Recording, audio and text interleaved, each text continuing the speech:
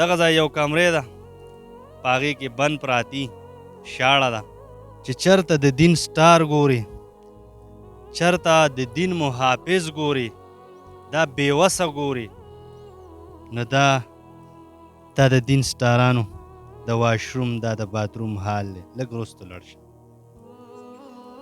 کم خلک چې موږ ته د دین ښودنه کوي، د دین زده کړه کوي، موږ تاسو ته د الله او د رسول لار ښیي، نو دا د دې بچیانو د واشروم دا حال دی چې واشروم قدرې نشته، باتروم قدرې نشته.